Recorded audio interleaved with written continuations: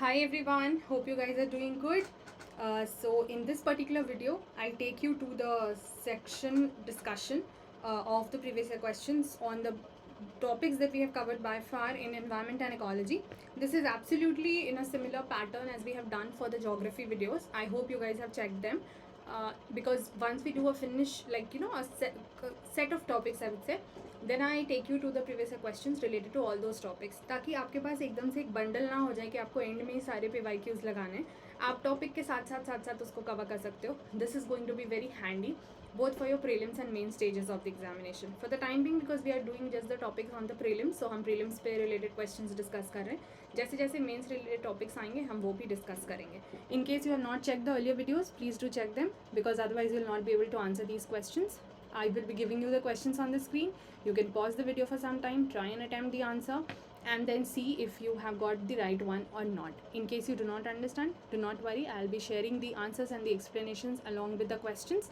So the pausing is, I think, the best way that you can use, make best use of this video rather. Apart from that, the geography series is also going on.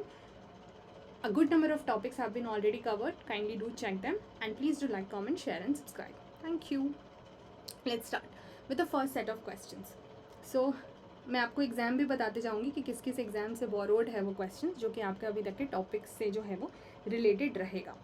ठीक है. जो first हम question कर रहे हैं वो UPPCS 2019 का है. जो क्वेश्चन कहता है, आपको मैं ऐसे कीवर्ड्स बताते जाऊँगी क्वेश्चंस के, and accordingly I will be giving you the options also. So the 4 options that you will be getting. So which one of the following is well-known example of a bioindicator? जो भी मैं अभी दे रही हूँ वो सब पढ़ाए हुए टॉपिक से हैं. अगर कोई ऐसा बिना पढ़ाया हुआ भी होगा बट टॉपिक रिलेटेड होगा, तो that I will help you know, so that you can learn from the question itself. Well-known example of a bioindicator of air pollution. The options are lichens, methyl mercury. You can pause the video, try to attempt the question and see if you get the right answer. Rose plant and sunflower. So bioindicator of air pollution इनमें से कौन है? Pause the video. I hope you have checked that. Okay. Now in the topic, when I was doing different kinds of species with you, I have given you one of the species which is indicator species. उसी से borrowed है ये question kind of. ठीक है. वहाँ पर मैंने आपको बताया था lichens के बारे में. So you know that lichens are the, आप कह सकते हो symbiotic association में बनते हैं वो हमने population interaction में mutualism में पढ़ा था. तो we have done about lichens कि ये algae और fungi के symbiotic या म्यूचुअलिस्टिक एसोसिएशन से फॉर्म होते हैं, इनके बीच का रिलेशनशिप रहता है. And the second thing that you have to remember that it is these lichens who are indicators और bio indicators of your air pollution और एयर क्वालिटी. ठीक है. अब मैंने आपको फ्रॉग्स के बारे में भी बताया था, एल्गेस के बारे में बताया था, different kind of indicator species बताया था. उसमें से this is the right answer which you have to remember. Let's see the next question. So I hope इतना आपने कर लिया होगा. ठीक है. अगर आपने वो स्पीशीज़ वाली टॉपिक नहीं करी है, so please do check them, नहीं तो फिर आपके लिए again there is going to be a problem. Okay. Next one is based on again the topics that we have covered. UPPCS का ही 2016 का. इसमें बहुत सारे एग्जाम्स के मिले हुए क्वेश्चन है. Do not think that I am just doing UPPCS. वो बाई चांस आपको क्वेश्चन के दिखने की वजह से आ रहा है. So for this is the right answer. Okay. This question says that which of the following is an artificial ecosystem. मैंने अभी इकोसिस्टम अलग से डिटेल में नहीं कराया है आपको, लेकिन इकोसिस्टम के इंट्रोडक्शन में ये ज़रूर कराया था. तो इसमें से आपको बताना है कि आर्टिफिशियल इकोसिस्टम कौन सा है. A rice field, B forest, C grassland and D lake. Quickly pause the video and try and attempt the question. I hope it is done.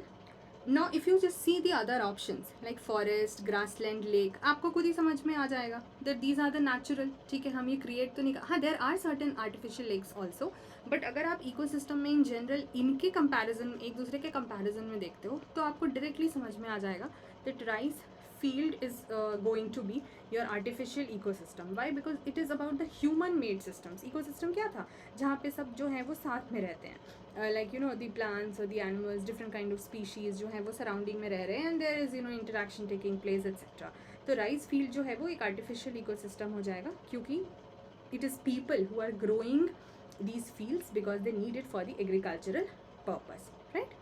So the answer, correct answer here is your rice field. बाकी ecosystem पे एक separate पूरा भी section चलेगा, जैसे population पे लंबा सा चला आगे की क्लासेस में. Let's see the next question. वो भी यूपीपीसीएस 2016 से बोरोड क्वेश्चन है. The question says that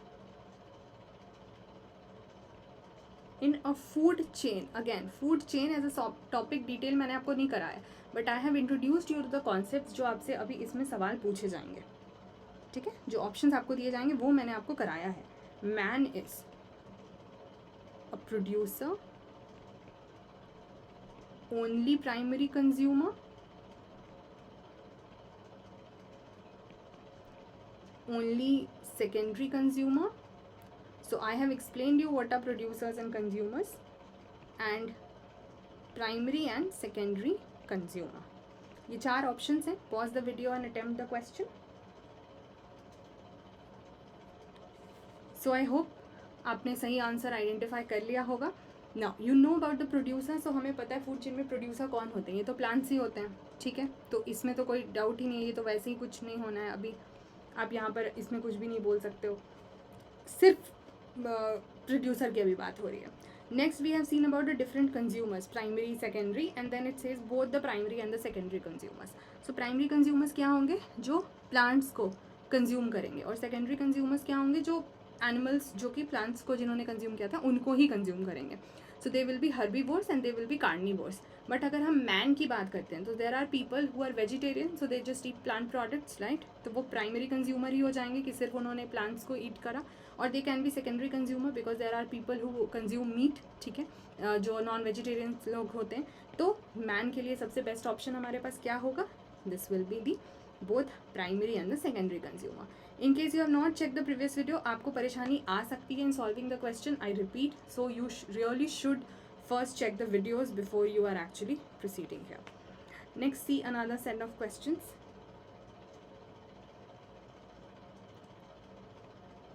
UPSC 2015, बीच के भी कुछ क्वेश्चंस रह गए हैं. I will be giving you, थोड़ा सा वो ईयर का आगे पीछे हो जा रहा है, शफल हो जा रहा है, but don't worry about it. I will be sharing all of those with you. UPSC का, ठीक है, आप जिस एग्जाम के लिए प्रिपेयर कर रहे हो, 2015 में क्वेश्चन कहता है which one of the following is the best description of the term ecosystem. You have to tell which option best describes the term ecosystem. Let's see the options. Firstly, basic definitions I have already shared with you.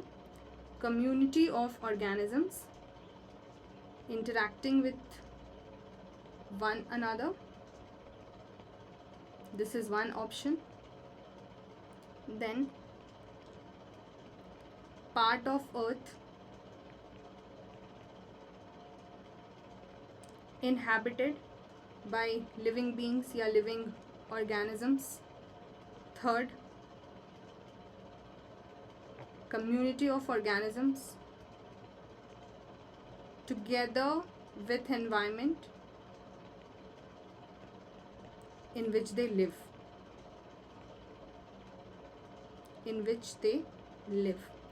And last is flora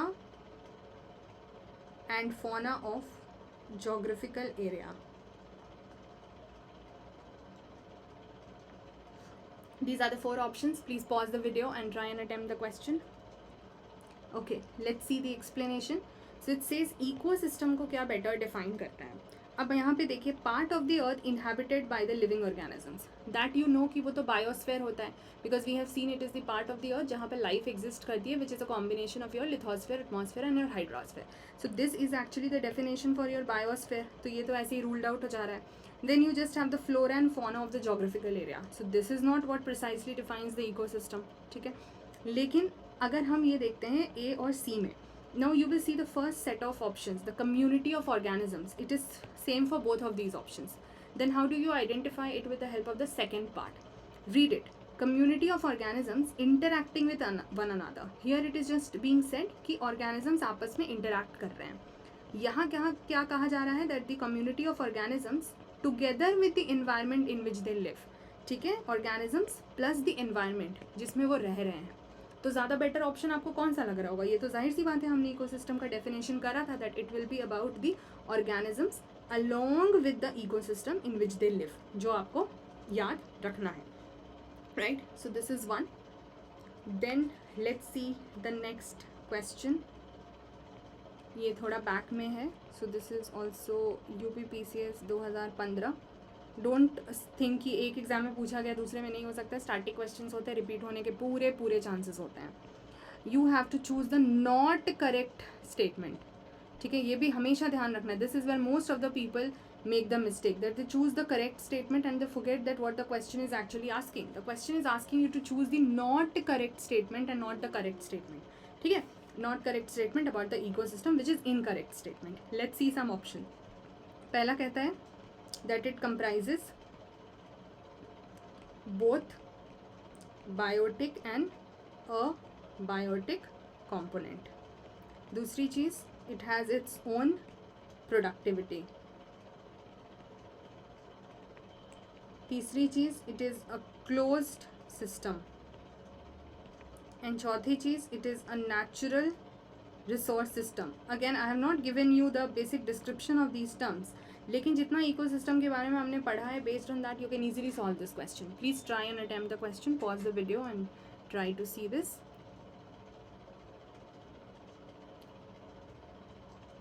Okay, hope you have done that. Okay, let's see. Firstly, it says it comprises both biotic and abiotic, living and non-living. तो ये तो correct है, ये तो हमें पता है that okay this is correct. Then it says that it has its own productivity. तो जाहिर सी बात है होगा ये, ठीक है, क्योंकि यहाँ पे क्या हो रहा है कि हर इकोसिस्टम में जो है वो अलग अलग फैक्टर्स से it is getting influence. We have done the abiotic and the biotic factors, ठीक है, वी हैव सीन, और उसके बेसिस पर ही उसकी अपनी प्रोडक्टिविटी होती है. तो ये तो हो गया क्लोज्ड सिस्टम. अभी I have not explain you the concept, इसलिए इसको होल्ड पे रख रहे हैं, but you could have eliminated, इसीलिए. And last one is your natural resource system. No, अब ये तो आप समझ ही लीजिए कि कोई भी चीज़ जो है यहाँ ऑर्गेनिज्म जो कंज्यूम कर रहे हैं वो कहाँ से हो रहा है, वो दूसरे के मदद से हो रहा है, and that is present in the nature, right. अब इकोसिस्टम में बहुत सारी ऐसी चीज़ें होंगी इन द सराउंडिंग एनवायरनमेंट जो कि मैन मेड भी होंगी, there is no doubt about it. लेकिन जो एक बेसिक रिसोर्स आपको मिल रहा है, the basic resource that you are getting, that you are getting from where, that you are getting from your nature around, from the surrounding environment around, anything you say, and that is helping in your growth and reproduction etcetera. So यहाँ पे जाहिर सी बात है, अगर एक organism कुछ चीज़ consume कर लेता है तो दूसरे के लिए प्रॉब्लमेटिक हो जाता है, उसको नहीं मिलता है. नेचर में ये सारा सिस्टम अपने आप काम करता है. So this looks like very much correct to explain the term ecosystem. What about this term closed system? Basically अभी हमने एनर्जी और मैटर पर बात की नहीं थी, इसीलिए इसको आप एलिमिनेशन के बेसिस पे करते तो ये वाला आपके लिए सही आंसर होता. But just to quickly explain you, which I will again do when I take up the topic of matter and energy. There are two concepts of system, closed and your open system. Close system में there is exchange only of energy. So close system में only energy is exchanged, and open system में क्या होता है, your matter and energy both are exchanged. ठीक है, तो कोई भी इकोसिस्टम में वहाँ मैटर और एनर्जी दोनों ही एक्सचेंज हो रही है, इसीलिए वो ओपन सिस्टम है, and it is not a close system. So the incorrect statement here is your C option. ठीक है, this is another question. Let's see. Okay, again there are so many different exams have asked different questions on ecosystem. तो भर के उन्होंने पूछा है, इससे आपका इकोसिस्टम को लेके तो बिल्कुल ही कॉन्सेप्ट क्लियर हो जाएगा. सो this is engineering services exam 2014. बीच के कुछ ईयर स्किप हुए हैं जो मैं अभी आपको इसके बाद करवा दूँगी. Ecosystem comprises, again you have to see ecosystem comprises what. First option they give you only trees, shrubs and herbs in an area. किसी एरिया में सिर्फ ये पेड़ पौधे हैं, ट्रीज, श्रब्स एंड हर्ब्स, वो इकोसिस्टम होता है. या only animals in an area होता है, all plants animals in an area होता है, या all living plus non living in an area होता है. ठीक है, ये 4 ऑप्शंस हैं. लेट्स सी, यहाँ सिर्फ प्लांट्स की बात है, यहाँ ओनली एनिमल्स, यहाँ all plants and animals, and here it is living and non living. So I hope you must have got to the right answer. This is very simple. अभी हमने करा biotic and abiotic component, living and non living. So the answer had to be D, क्योंकि सिर्फ plants या सिर्फ animals या सिर्फ plants और एनिमल्स की तो बात नहीं हो रही है, क्योंकि दोनों को कंबाइन भी करेंगे तो भी ये सिर्फ लिविंग बनेगा. तो all living and non living is has to be our answer, because that is what defines your ecosystem. Let's see another set of questions. UPPCS 2014. The question says, which one of the following is the largest ecosystem of the world? Largest ecosystem of the world. Again, this as a concept हमने अभी इसको नहीं करा है, लेकिन ये आप options देख के समझ सकते हैं. In case you will not know the right answer, तो I will give you the right answer and that will help you to understand कि चलो ठीक है, आपने कुछ नई चीज़ भी सीख ली. क्वेश्चंस को हमेशा PYQ सॉल्व करने का सबसे एक मेजर जो रीज़न है, that is not only to see how much of right and wrong you are making, that is also as a source of knowledge, कि अगर आपको कोई चीज़ नहीं आ रही है तो आप उसको अपने नोट्स में ऐड कर रहे हो, उस नई चीज़ को आप सीख रहे हो. So here the question says that which of these is the largest ecosystem of the world. The options given to you are ocean, grassland, forest and mountains. Now check. I hope you would have done. अगर आपको पता है कि हमारे planet पे सबसे ज़्यादा जो है वाटर बॉडी, हम ब्लू प्लानट ही इसीलिए कहलाते हैं अर्थ पे. एंड यू नो, क्योंकि वर्ल्ड अर्थ अभी यहाँ पर सब सेम ही हो जाएगा. यू नो, हमारा मोर देन 70% इज़ ओशंस. तो लार्जेस्ट इकोसिस्टम में कोई डाउट होना ही नहीं चाहिए. There should not be any doubt in this question. Next, see another question. UPSC 2013. ठीक है, अब ये है, इसको भी मैंने आपको एक्सेप्शंस में बताया था. विच of the following leaf modifications, ये सब करवाए हुए टॉपिक से ही हिंट लेके मैं आपको दिखा रही हूँ. Which of the following leaf modifications occur in the desert areas to inhibit water loss.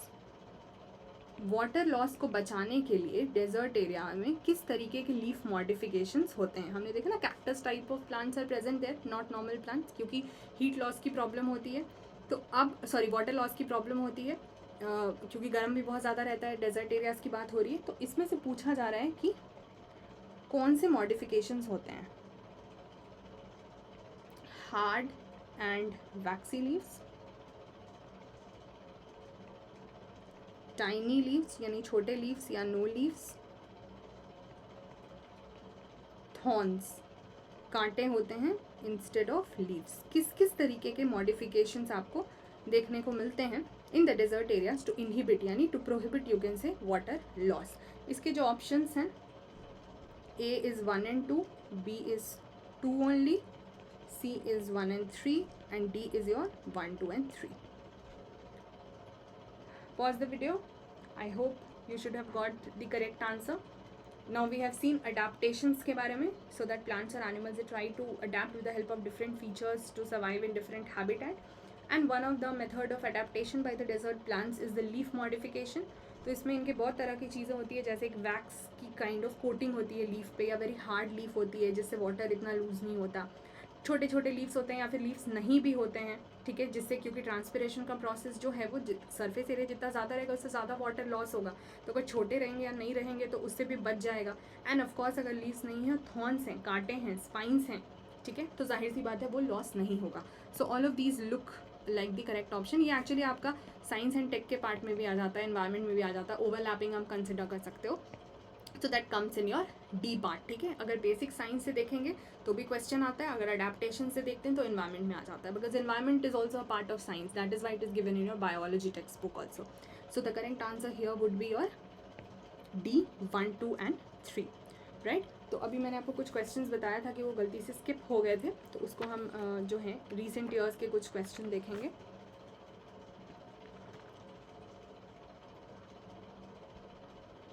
Let's see the next one in this. See, ये जो क्वेश्चन है ना, ये रिपीट हुआ है 2013 और UPSC CSE के ही प्री में 2018 में भी. Hard and vaccine leaves, tiny leaves, thorns instead of leaves. ठीक है, the same question was repeated in the UPSC CSE pre, not even UPPSC or any other exam, but directly your civil services exam. So please do not take the previous year questions lightly. आप ये मत समझिए कि इनको ना करके आप कोई बहुत अच्छा काम कर रहे हैं. Do not do this. Please solve the previous year questions. Let's next see the question of CDS 2017. The question reads to be biological community in its environment such as a pond, ocean, forest or even an aquarium is known as. ठीक है, इन सब किसी में भी अगर आप एक biological community की बात करते हो तो उसके लिए टर्म क्या यूज़ होता है. अब उन्होंने आपको जो ऑप्शंस दिए हुए हैं, बायोम, अगेन मैंने अभी बायोम, कम्युनिटी ये सब डिटेल में नहीं कराया है, आपको सिर्फ नाम दिया है, लेकिन जितना कराया है उसके बेसिस पे again you can solve the question. And ecosystem, ये 4 ऑप्शंस आपके सामने हैं. तो आपको एक ऐसी बायोलॉजिकल कम्युनिटी का डिस्क्रिप्शन समझाया जा रहा है जो कि अपने एनवायरनमेंट के आसपास में है. उसके आसपास में ये सारी चीज़ें हैं like pond, ocean, forest, aquarium etcetera. इसके लिए क्या टर्म यूज़ होता है. I hope you have got your answer. ठीक है, यहाँ पे क्या हो जाएगा आपका ecosystem is the right answer. ये बहुत बार एक्सप्लेन किया हुआ है, एनवायरनमेंट प्लस कम्युनिटी. बाकी एग्जैक्टली बायोम और कम्युनिटी का टेक्निकल डेफिनेशन क्या है, ये अभी हम जो फर्दर जो topic that we are covering right now, that is a level of organisms और ऑर्गेनाइजेशन इन द इकोसिस्टम और इकोलॉजी, वो इसी में कवर हो जाएगा. Biotic you know is referring to the non living organisms. So ये क्वेश्चन भी हो जाना चाहिए. Next you see which one of the, ये आपका UPPCS 2017 का क्वेश्चन है. Which one of the following is the correct order of biological organisation. ठीक है, सो आपको जो फिगर आउट करना है, ये भी पढ़ाया हुआ है, correct order of biological organisation, जिसमें सबसे पहले क्या होता है, ऑर्गेनिज्म, और लास्ट में क्या होता है, बायोस्फीयर. ये आपको बताया ही था, बीच में आपको और लेवल्स बताए थे, उसी के बेसिस पर इन्होंने एक सेट ऑफ क्वेश्चन आपको दिया हुआ है. लेट्स सी, फर्स्ट में है, अच्छा यहाँ पे 4 टर्म्स हैं जिनका मैं शॉर्ट पहले यहाँ पे लिख दे रही हूँ so that I just use the terms like P etcetera. So population के लिए आई यूज़ पी, इकोसिस्टम के लिए आई यूज़ ES, कम्युनिटी के लिए आई यूज़ C, एंड लैंडस्केप के लिए आई विल यूज़ L. अब इसी के बेसिस पे you just see the option P, ES, C और L. You can take your time, don't worry. L, C, ES and P, P, C, E, S and L, P, L, C and ecosystem. See these options. Pause the video in case you are having any problem. Now let's see. हमने जो level of organisations देखे थे उसमें हमने already बात की हुई थी कि हम I just try and show you that video also, just allow me.